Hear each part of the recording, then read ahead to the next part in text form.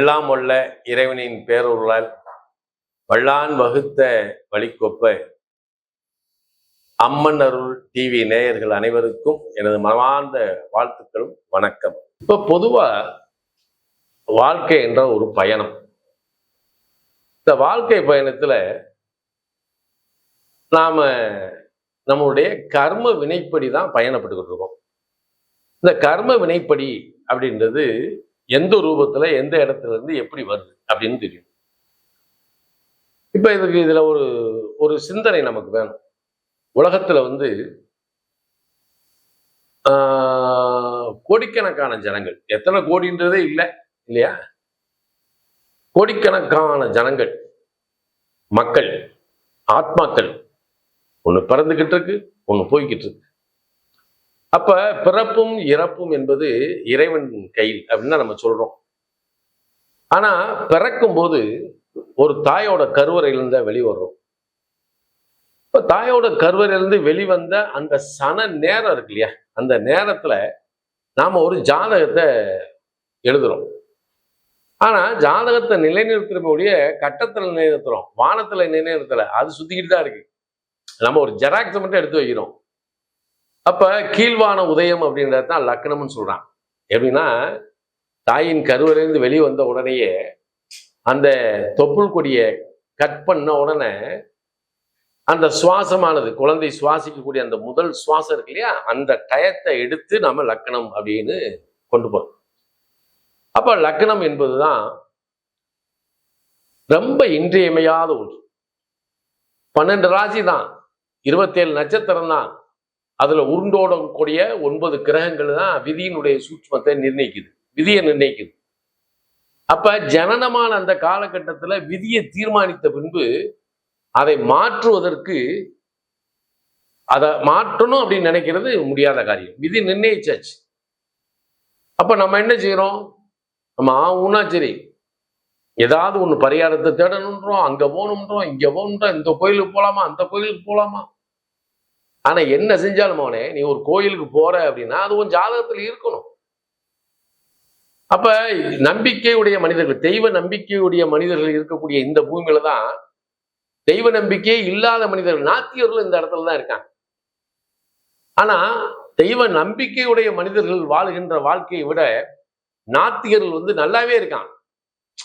இப்ப நம்ம சொல்லுவோம், அவன் அவ்வளவு அற்புத்து பண்றான், அவன் நல்லா இருக்கான், நான் ஒரு எறும்பு கூட துரோகம் நினைச்சதில்லை, ஆனா என்னைய கடவுள் இப்படி கஷ்டப்படுத்துறாரே அப்படின்ற ஒரு எண்ணம் வரும். ஜோதிடத்துல ஒரு விஷயத்தை நல்லா தெரிஞ்சுக்குங்க. இந்த ராசி மண்டலத்துல 4 விதமான திரியோணத்தை பிரிச்சிருக்காங்க. இந்த 4 வித திரியோணம்ன்றது என்ன? தர்மா, அர்த்தா, காமா, மோட்சா, இந்த 4 தான். அப்ப தர்ம திரியோணம்னா என்ன? ஒரு மனிதன் உண்மை, ஒழுக்கம், சத்தியம், நேர்மை, இறையாண்மை, இதோடு அவன் இருக்கும்போது, இப்ப தர்ம திரியோண ராசிகள் எது தெரியுமா? மேசம், சிம்மம், தனுசு, இது 3 அக்னி ராசி. இது தர்ம திரியோணம்னு பேரு. இந்த லக்கணத்துல பிறந்தவன், இந்த ராசியில பிறந்தவன் எப்படி இருக்கணுமா?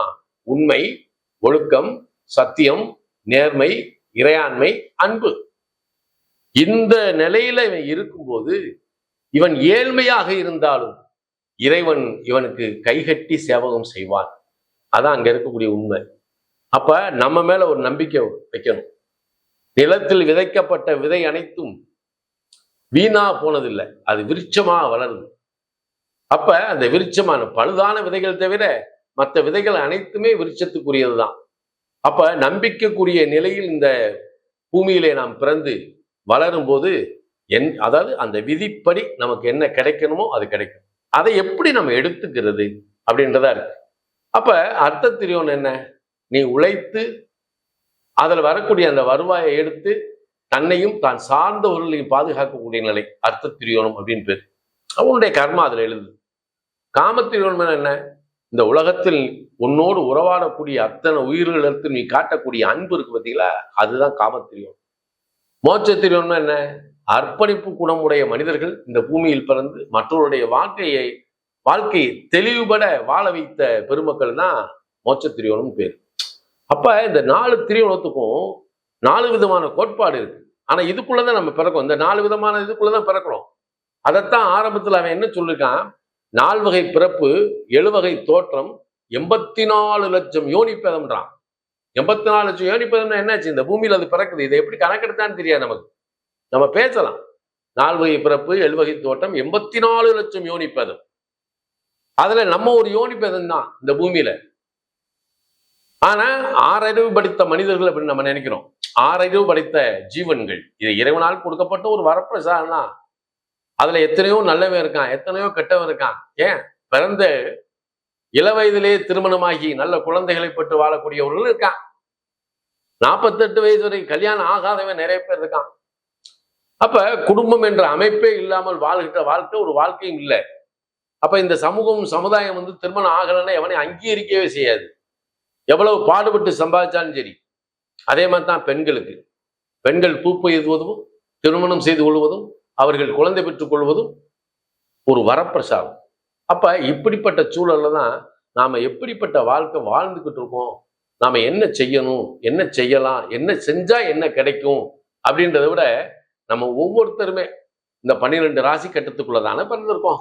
அப்ப இந்த ராசி கட்டத்துல பிறக்கும் போது இந்த 12 ராசி கட்டத்துல பிறந்திருக்கோம். அதற்குரிய தத்துவ இயல்புகள், குணங்கள், அதனுடைய நிறம், அதனுடைய மனம், ஏன்னா அது நம்மளை சார்ந்து இருக்கும். அப்ப ஒரு ஒரு ஆன்மாவுக்கு, பிறக்கக்கூடிய ஆன்மாவுக்கு என்ன தகுதி இருக்கு அப்படின்றத தீர்மானிக்கிறதே லக்கணம் தான். இப்ப இது வந்து அறந்தாங்கி சார்ந்த இடத்துல இருந்து இந்த இதை ஒளிபரப்புறாங்க. நம்ம ஜோதிடர்கள் பூரா என்ன செய்வாங்க அப்படின்னா, ராசி ராசி ராசின்னு ஜென்ம நட்சத்திரத்தை வச்சு ராசின்னு சொல்லி நம்மளெல்லாம் பிரிச்சிருப்பாங்க. இப்ப நம்ம ஆகுன்னா என்ன சொல்லுவான், நீ என்ன ராசிடா? சிம்ம ராசி, பூர நட்சத்திரம் அப்படிம்பான். என்ன லக்கணம்னு கேட்டா அவனுக்கு தெரியாது. அப்ப லக்கணம் தான் இம்பார்ட்டன்ட். லக்கணம் தான் வெரி வெரி இம்பார்ட்டன்ட். அதுதான் உன்னுடைய உயிரின் தத்துவத்தை, இந்த உடலோடு ஒன்றிய உயிரை அந்த இந்த வாழுகின்ற சூழலில் உனக்கு என்னென்ன தகுதி இருக்கு அப்படின்றத காட்டக்கூடிய இடம் தான் லக்னம். நம்ம லக்கணத்துக்கு தான் பார்க்கணும். ராசினா என்னன்னா, இந்த லக்கணத்துல இந்த நட்சத்திரத்துல வந்திருக்க இதை மட்டும் அடைவதற்காக இந்த கர்மவினைக்கு இங்க வந்திருக்கிற அப்படின்ற பிறப்பின் ரகசியத்தை சொல்லக்கூடிய ஒரு விதம் தான் ராசி. இதை நாம ராசி ராசினே போய் இப்ப பரணி நட்சத்திரத்துல ஒரு குழந்தை பிறக்குது. ஏன்னா போன வாரம் ஒரு குழந்தை பரணி நட்சத்திரத்துல வந்திருக்கு. 65 வயசு கிழவனுக்கும் பரணி நட்சத்திரத்துல வந்திருக்கேன். 2 பேத்துக்குமே ராசி பலன் ஒன்னாயிருமா? அப்படி இல்லை. அந்த லக்கணம் அப்படின்றதான் ரொம்ப இம்பார்ட்டன்ட். அதுல கிரகத்தினுடைய சுழற்சி எப்படி இருக்கு, இந்த கிரகத்தினுடைய சுழற்சி இப்ப பாத்தீங்கன்னா சரி, ஊனாங்க குரு பேச்சுனாங்க, ராகு பேச்சுனாங்க, சனி பேச்சுனாங்க, அப்படியே எந்திரிச்சிச்சு, அப்படியே அமைங்கிடுச்சு. ஏன்னா என்னத்தான் நீ குரு பேச்சியை பார்த்தாலும் ராகு பேச்சியை பார்த்தாலும் காலையில எந்திரிச்சு நீ கடமையை செய்ய போனாதான் உன் வயிறு நிறைய போகுது. அப்ப இந்த கடமையை செய்யும் போது நான் யாரை, எப்படி, எப்போது, எங்கே வழிபட்டால் அல்லது என்ன செய்தால் நமக்கு நன்மை கிடைக்கும் அப்படின்றத பத்தி இந்த 12 ராசிக்கு ஒரு சாரம்சமா பார்ப்போம். இப்ப மீனம் அப்படின்றது ராசி மண்டலத்திலேயே இது 12வது ராசி. இந்த மீன லக்கணம், மீன ராசியில் பிறந்த மிகச்சிறந்த மேன்மையான மனிதர்கள் அங்க இருப்பாங்க.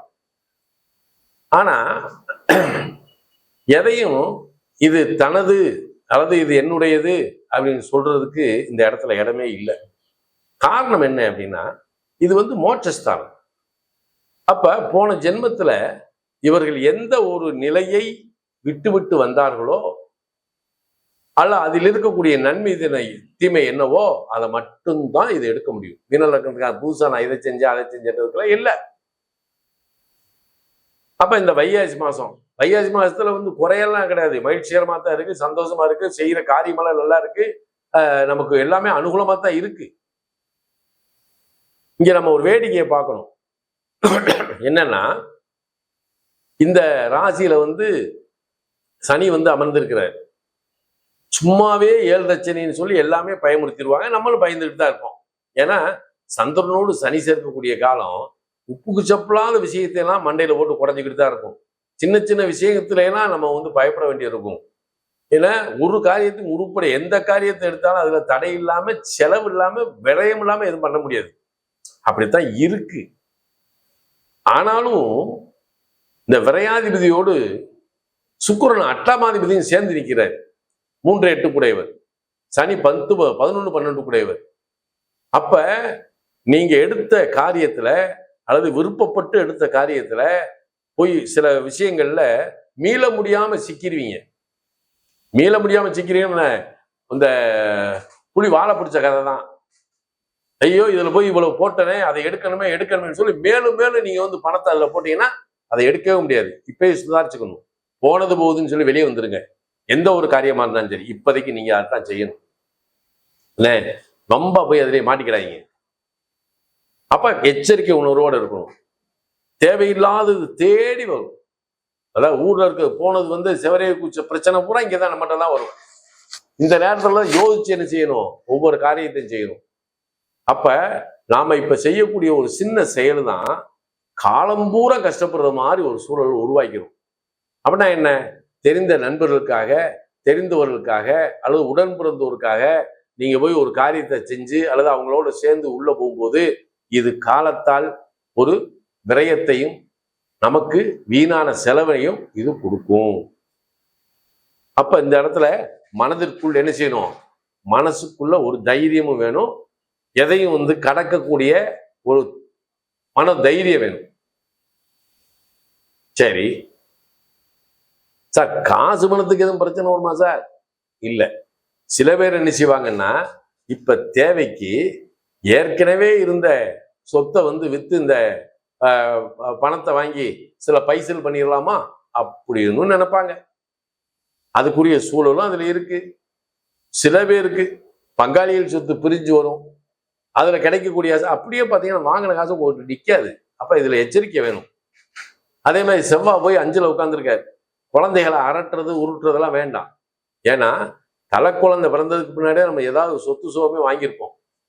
அப்ப இந்த இடத்துல குழந்தைகளுடைய போக்குக்கு எதிர்மறையான சிந்தனைகளை பிள்ளைகளை நம்ம அரட்டோம்னா பிள்ளைகளால பெரிய பிரச்சனையை நம்ம சந்திக்க வேண்டியிருக்கும். உதாரணத்துக்கு ஒரு வயசுக்கு வந்த பிள்ளை இருக்கும், வீட்டுல பிள்ளை இருக்கு. இப்ப நம்ம ரொம்ப கண்டிஷன் பண்ணி வளர்க்குறோம்னு சொல்லி பிள்ளைய வந்து எப்ப பார்த்தாலும் திட்டிக்கிட்டே இருக்கிறது அப்படின்ற ஒண்ணு இருக்கும். ஆனா மீனலக்கணத்துக்கு 5ஆம் இடமாகிய கடகத்துக்கு குரு 12ல் உட்கார்ந்து செவ்வாசாரத்துல உட்கார்ந்துருக்காரு. அப்ப சில நேரத்துல பிள்ளைகள் தன் முடிவுக்கு போறதுக்கு உண்டான வாய்ப்பு உண்டு. ஏன் வீட்டை விட்டு வெளியேறக்கூடாது? இப்படியெல்லாம் ஒரு சூழல் இருக்கு. அதனால பிள்ளைகளை திட்டுறது வைக்கிறதெல்லாம் கூடாது. அதுகிட்ட ரொம்ப அன்பா நடந்துட்டீங்கன்னா பிரச்சனையில இருந்து நாமளே பிரச்சனை உண்டாக்கிற கூடாது, தவிர்த்துட்டு போயிடலாம். சரி, இது ஒரு பக்கம். இந்த செவ்வாய் என்ன செய்யும்? இப்ப ஒரு குறிப்பிட்ட காலம் தான் இது கடகத்தில் நிற்கும், விலகி வந்துடும். ஆனால் இந்த காலகட்டத்துல ஒரு புதுசா ஒரு ஃபண்டு, ஒரு ஃபைனான்ஸு, சிட்பண்டு, ஷேர் மார்க்கெட்டு அப்படின்னு மனசு சொல்லும். இப்ப எஸ்ஐபியில போட்டுக்கிறாங்க, சில பேர் போட்டுக்கிட்டே வருவாங்க. அது தப்பு இல்லை. அது நீண்ட காலத்துக்கு வந்து பலன் தரக்கூடியது. ஷேர் மார்க்கெட்டில் நீங்க பணம் போடலாம். அது ரிப்பீட் ஆகுமா ரிட்டர்ன் ஆகுமா? ஓரளவுக்கு ரிட்டர்ன் கிடைச்சிடும். அதுல எல்லாம் ஒன்றும் கிடையாது. ஏன்னா ரிட்டர்ன் கிடைச்சிடும். நீங்க ஷேர் மார்க்கெட்ல பணம் போடலாம். அதை விட என்ன அப்படின்னா, ஒரு அழியாத சொத்து, ஒரு சொத்து ப்ராப்பர்ட்டி வருதுன்னு வைங்களேன், ஏன் அதை வாங்கி போடக்கூடாது? வாங்கி போடலாம். ஆனா குரு லக்னாதிபதியாகிய ராசியாதிபதியாகிய குரு 4ல் உட்கார்ந்து ஒரு செவ்வாசாரம் வாங்கியிருக்காரு. இப்ப இதுல யோசனை என்ன அப்படின்னா, சில பேருக்கு வீடு இடமாற்றம் அப்படின்னு பண்ணலாம்னு யோசிப்பாங்க. அப்ப வீடு இடமாற்றம் பண்ணிக்கலாமா சார்? பண்ணிக்கலாம். அதை விட புது வீடு கட்டியிருக்கோம், கட்ட வீட்டுக்கு நான் போகலான்னு நினைக்கிறேன் அப்படின்னு சொல்லும்போது தான் நான் ஒரு யோசனை சொல்லுவேன். இந்த மீன லக்கணம், மீனராசியில பிறந்தவங்களுக்கு நீங்க சொந்த வீடு கட்டியிருந்தா கூட அதை ஒரு வருஷத்துக்கு லீஸுக்கு விட்டுறணும். அதுக்கப்புறம் 1 வருஷம் கழிச்சு அந்த வீட்டில் இருக்கிறவங்களை வேற வீட்டுக்கு போய் சொல்லிட்டு நீங்க போய் அதை ஒரு பெயிண்டிங் பண்ணி ஒரு இன்டீரியர் பண்ணிட்டு நீங்க உள்ள போனீங்கன்னா காலத்துக்கு நீங்க இருக்கலாம். அப்படிப்பட்ட சூழல் இதுல இருக்கு. அதனால கொஞ்சம் நல்லா பார்த்துக்கணும். சரி, இதுல இந்த வெளிநாட்டுல போய் படிக்கணும்னு நினைக்கிறதும் வெளிநாட்டுக்கு போகணும்னு நினைக்கிறதும் தவறே கிடையாது. ஆனா விரையாதிபதியாகிய சனி பகவானும் 8ஆம் அதிபதி சுக்கிரன் லக்கணத்துல இருக்கனால நீங்க போட்ட பணம் அல்லது பணத்தை செலவழிச்சு போகும்போது அது பயனுள்ளதா மாறுமா அப்படின்னா ஒரு கேள்விக்குறி இருக்கு. ஏன்னா பல பேர் என்ன செய்வாங்க, பிள்ளை மெடிக்கல் படிக்கணும், டாக்டரா வரணும், இங்க இடம் கிடைக்கல, நீட்ல மார்க் இல்லை, அதனால பிலிப்பைன்ஸ்ல இருக்கு, ரஷ்யால இருக்கு, மெசபடோமியால இருக்கு அப்படின்னு சொல்லிட்டு பிள்ளைகளை என்ன செய்வாங்க, செலவழிச்சு அனுப்புவாங்க. இப்படி அனுப்பக்கூடிய நிலையில அந்த பிள்ளை அங்கிருந்து படிச்சுட்டு வந்து அது பயனுள்ளது மாறுமான இல்லை. அதனால இங்க கிடைக்கக்கூடிய கல்வியை எடுத்து பிள்ளைய படிக்கிறது தான் இந்த மீன லக்கணத்தை பிறந்தவங்க படிச்சுக்கிறது தான் நல்லது. ஏன்னா புகழ்பெற்ற பொருளாதார நிபுணர்களையும் பினான்சியல் பேங்க் லைன்லையும் கல்லூரி பேராசிரியர்களும் கொடுக்கக்கூடிய ஒரு லக்கணம் எதுனா அது மீன லக்கணம் தான். அதனால மீனத்தில் பிறந்தவர்களுக்கு இந்த காலம் தன்னுடைய சுய அறிவின் மூலமாக சோதனைகளை கடந்து, வேதனைகள் இருந்தாலும் அதை தாங்கி கொண்டு அதை கடந்து செல்லுகின்ற காலமாகத்தான் இது இருக்கு. அது உங்க கையில தான் இருக்கு. இந்த இடத்துல நான் என்ன வழிபாடு சொல்லுவேன் அப்படின்னா, வியாழக்கிழமை முருகன் வழிபாடு பண்ணுங்க. அது மிகச்சிறந்த பாதுகாப்பு பெட்டகம். அப்ப முருகன் கோயிலுக்கு போங்க, முருகனுக்கு வில்வ மாலையை போடுங்க, நல்ல 16 சுத்துங்க. நீங்க சுத்தி வாங்க. அப்ப யோக படம் எப்படி மாறுதுன்னு பாருங்களேன். அப்படியே வாழ்க்கை அப்படி வசந்தமாக மாறும். என்ன நேயர்களே, உங்கள் வாழ்வு வளமாக வேண்டும் என்று வேண்டிக் கொள்கின்றேன். நன்றி, வாழ்த்துக்கள்.